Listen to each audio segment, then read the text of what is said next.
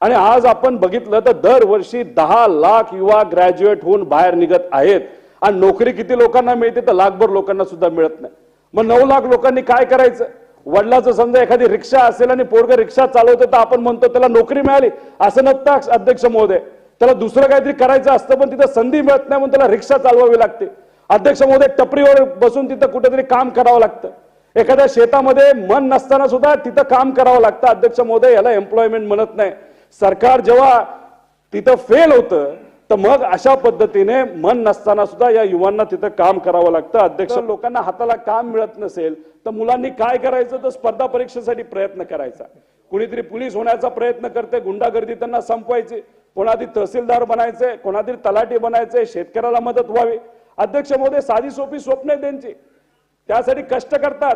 आई वडील कमी शिकले असले तरी त्या मुलांना ते शिकवतात, शिकवल्यानंतर पुण्या मुंबई सारख्या ठिकाणी येऊन त्यांना क्लासेसला पैसे देतात आणि त्यानंतर काय होतं तर पेपर फुटी।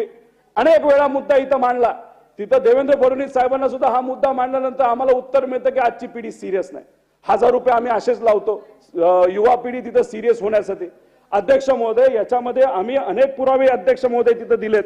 हे सगळे पुरावे ज्याच्यामध्ये FIR केला गेला, FIR तर तुम्ही बघितला तर तिथं सोलापूरला FIR झालेला आहे, सांगलीला FIR झालेला आहे, नगरला FIR झालेला आहे, एका नायब तहसीलदारने FIR केलेला आहे।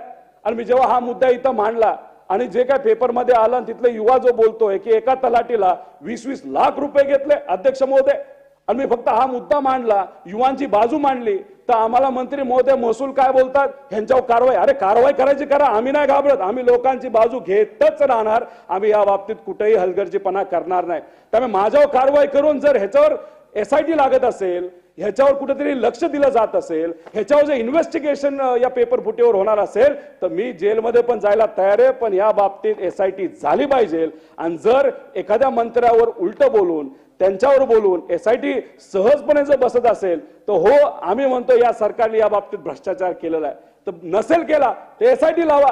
मग का तुम्ही पेपर फुटी थांबवू शकत नाही? अध्यक्ष महोदय, या पेपर फुटीच्या बाबतीत तुम्ही बघितलं तर अमरावतीला ARN नावाचं एक सेंटर आहे, त्याच्या तलाठी भरतीच्या वेळेस तिथं पेपर फुटला होता। आम्ही हा मुद्दा मांडला, आम्ही याच्यावर बोललो, पण त्याच्यावर कुणी काय कारवाई केली नाही। जेव्हा तिथं जलसंधारण विभागाची तिथं परत एकदा पेपर घेणार होता अध्यक्ष महोदय, 1000 मुलांनी आम्हाला फोन केले, मला नाही या सगळ्या आमदारांना फोन केले असेल। काय म्हणले? ह्या सेंटरवर पेपर फुटी झाली, तिथं परीक्षा घेऊ नका, तिथं परत काहीतरी घोळ होईल। अध्यक्ष महोदय, जसं बोललो तसं झालं, तिथं परत पेपर फुटला। अधिकारी कोण होता? तर त्याच विभागाचा प्रशांत नावाचा एक अधिकारी त्यांनी तिथं पेपर फोडला। अहो, काय या गरीबाली चुकीचं केलं अध्यक्ष महोदय? का पेपर फुटी सातत्याने होते? अध्यक्ष महोदय, याच्यामध्ये काय रॅकेट आहे का? याच्यामध्ये काय 100-200 कोटी कमवण्यासाठी, 1000 कोटी कमवण्यासाठी गरीबाचं जर तुम्ही भविष्य अडचणीत आणणार असाल तर सरकारने कुठेतरी त्या बाबतीत जी कमिटी फॉर्म केली त्या कमिटीचा काहीतरी निर्णय घेऊन डायरेक्ट पेपर फुटीच्या विरोधात कायदा करायला काय हरकत आहे? कोण थांबवतंय?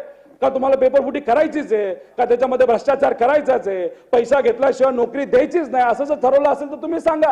व्यापमचं जर रेकॉर्ड तोडायचं असेल तर या सरकारने ठरवलं तर तुम्ही करा, पण तुम्ही किती केलं तरी आम्ही युवांची बाजू तिथं मांडणारच। पण आपण अध्यक्ष महोदय याच्यामध्ये न्यूट्रल असता, मुलांची बाजू घेऊन कुठली तरी कारवाई करण्यासाठी या सरकारला तिथं अध्यक्ष महोदय सांगा।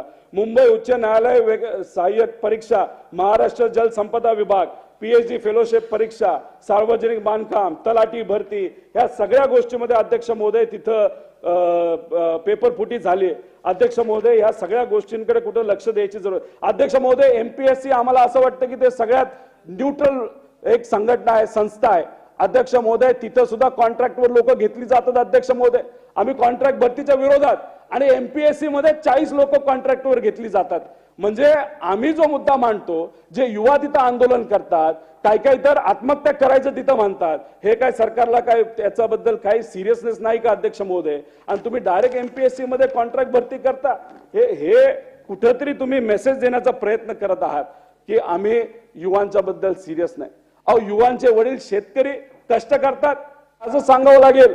बाबांनो, ग्रॅज्युएट नका हो, इंजिनियर नका हो, MBA करू नका, आम्हाला तुम्हाला नोकरी देता येणार नाही, असं आजच आपण त्या युवांना तिथं अध्यक्ष महोदय सांगू।